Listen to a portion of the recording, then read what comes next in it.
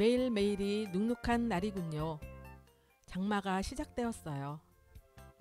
바람소리와 비오는 소리는 상쾌하게 들릴 때도 우울하게 들릴 때도 있어요.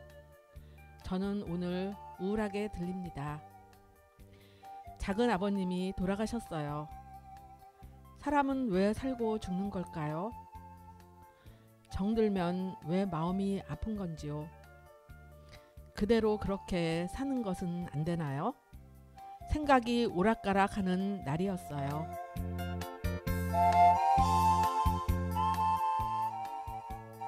따스함과 함께 찾아온 라디오 금천 김호경의 기차와 소나무 77화 꼬박 1분간의 지극한 행복입니다. 지난주 화요일 건강하게 지내던 작은아버님은 88세의 나이로 돌아가셨습니다. 큰 집에 오시면 웃음을 듬뿍 주셨고 아이들에게는 용돈을, 동서와 저희에게는 칭찬을 주셨습니다. 청국장 드시고 엄마가 만든 거와 같다며 맛있게 드시던 모습과 고교 시절 아코디언 키던 모습이 생각납니다. 부고 소식을 듣고 가슴이 먹먹했어요. 신랑과 함께 찾아뵙자고 했었는데 에고 진작 서두를 것을 가보지 못한 죄송함이 자꾸 밀려옵니다. 돌아가시면 잘 못했던 기억만 생각나는지요. 여행 스케치에 산다는 건 다 그런 게 아니겠니? 노래 듣겠습니다.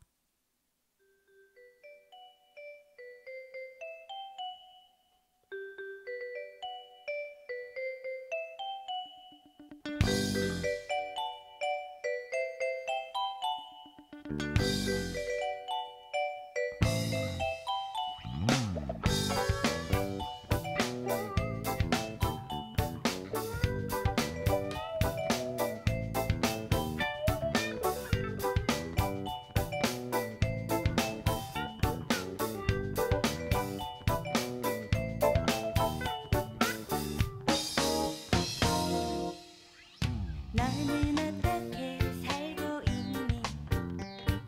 아기 엄마가 되었다면서 밤하늘의 별빛을 닮은 너의 눈빛 수줍던 소녀로 널 기억하는데 그럼 넌 어떻게 지내고 있니? 남편은 벌이가 괜찮니? 자나깨나 독심만 고집하던 네가 나보다 먼저 시집갔을 줄이야. 오늘 세상에 산다는 건 그런 게 아니겠니? 원하는 대로만 살 수는 없지만 알 수 없는 일이 있다는 건 설레는 일이야. 두렵기는 해도 산다는 건 다 그런 거야. 누구도 알 수 없는 것.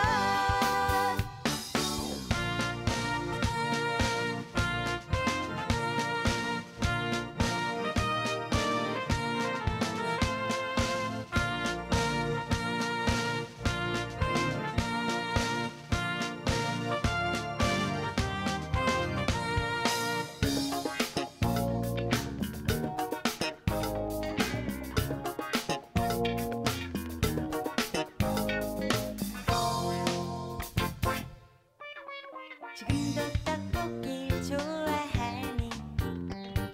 요즘도 가끔씩 생각하니?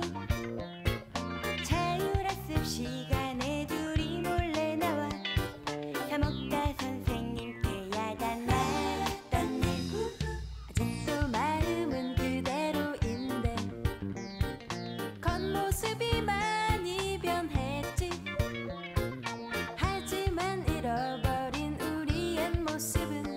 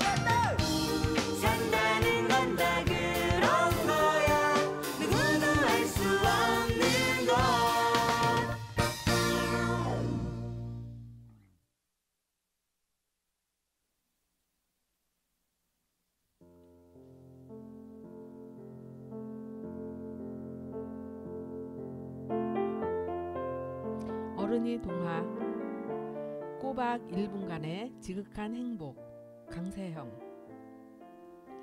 재작년 봄 난 뭘 하고 있지? 뭘 하고 있었지? 금세 생각날 리 없다. 재작년은커녕 작년 일도 심지어 어제 먹은 점심 메뉴도 금세 생각 안 날 때가 많으니까. 사회생활을 시작하면서부터는 해가 바뀌는 것에 대한 감각이 둔해졌고 올해가 몇 년도인지 올해 내가 정확히 몇 살인지도 잠시 생각해봐야 확신이 섰다.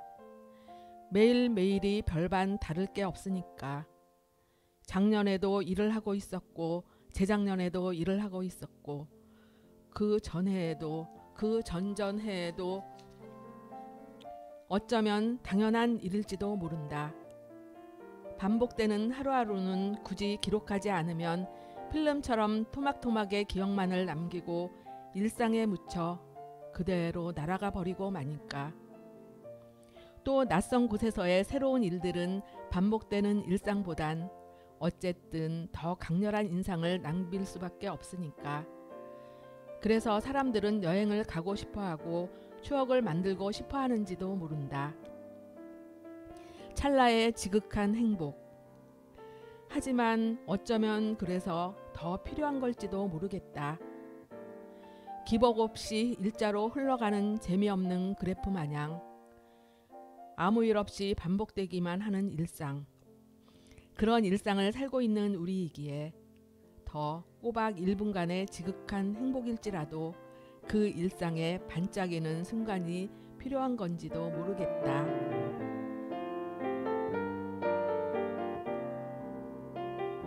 어른이 동화 꼬박 1분간의 지극한 행복이었습니다. 생활이 단조롭고 같은 일이 반복되는 생활에서 벗어나고프신가요? 1분간의 행복을 만드는 것은 나의 몫입니다. 기상청 사람들의 OST지요. 온유의 마음주의보 노래 듣겠습니다. 처음에는 너와 나 서로 다른 너와 나 같을 순 없다 해도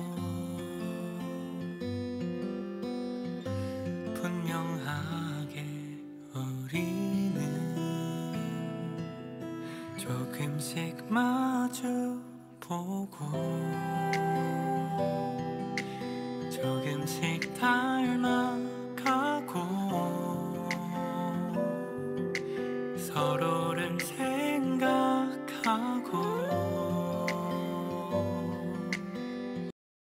다가가고 있어. 아마 사랑인가 봐. 내 곁에 있어줄래. 너의 모든 나를 쉴 곳이 돼줄게. 널 웃게 해줄게. 늘 여기에 있을게. 다 말하지 않아도 느낄 수 있게.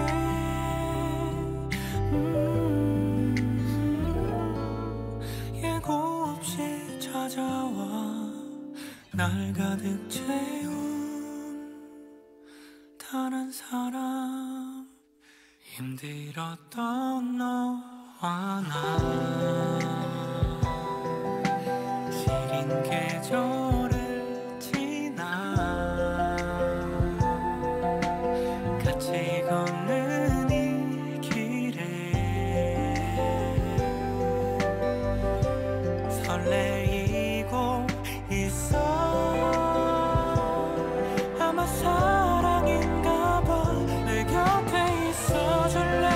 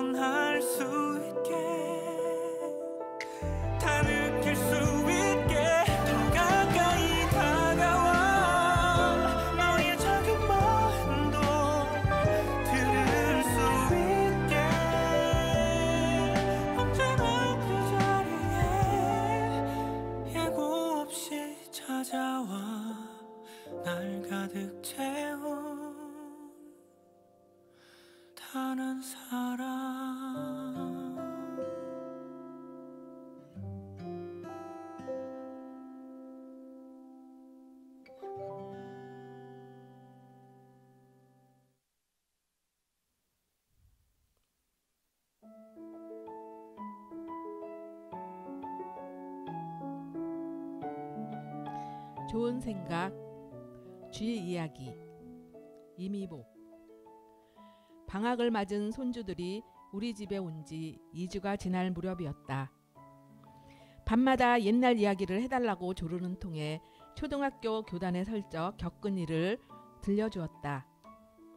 수업 중이었다. 1분단 맨 뒤에 앉은 아이가 청소한 커튼을 발로 차는 바람에 큼직한 쥐 한 마리가 놀라 튀어나왔다. 쥐는 교단에 서 있는 나를 향해 달려왔다. 놀란 나는 얼른 앞에 있는 책상으로 뛰어올랐다. 너무 무서웠다.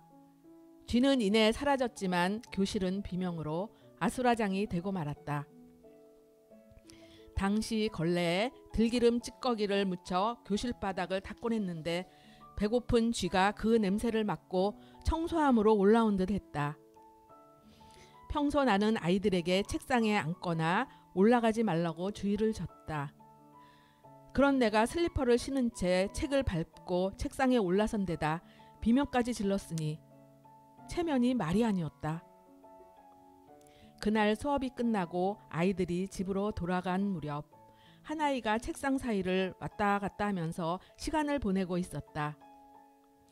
왜 안 가느냐고 묻자 선생님은 언제 집에 가세요? 하고 되물었다.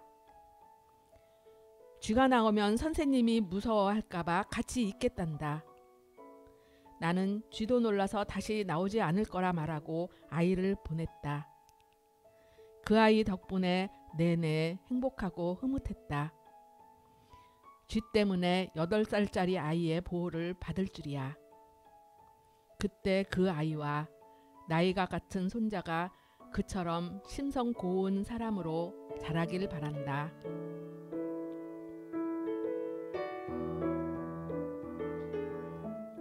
좋은 생각의 쥐 이야기였습니다. 아이를 꼭 안아주고 싶군요. 어른이 생각지 못한 일을 아이들은 신기할 정도로 압니다. 어른들도 아이와 같은 생각으로 살면 얼마나 좋을까요? 라디오 금천 김호경의 기차와 소나무 77화 꼬박 1분간의 지극한 행복이었습니다. 예민의 어느 소년의 사랑 이야기 노래 들으며 방송 마치겠습니다. 오늘도 즐거운 날입니다. 여러분 사랑합니다.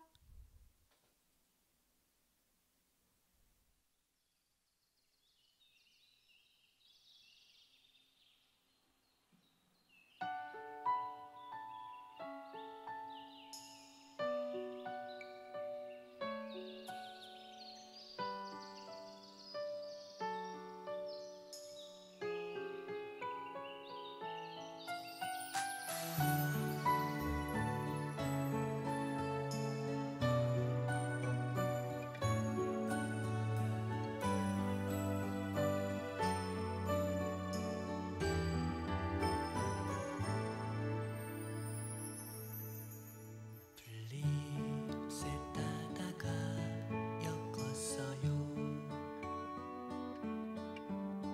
예쁜 꽃송이도 넣었고요. 그대 노을빛에 머리 곱게 물들면 예쁜 꽃모자 씌워주고파 냇가에 고무신 벗어놓고 흐르는 냇물에 발 담그고 언제쯤 그 애가 징검다리를 건널까 하며 가슴은 두근거렸죠. 흐르는 냇물 위에 놀이 분홍빛 물들이고 어느새 구름 사이로 저녁 달이 빛나고 있네. 노을빛 냇물 위에 예쁜 꽃모자 떠가는데 어느 작은 산골 소년의 슬픈 사랑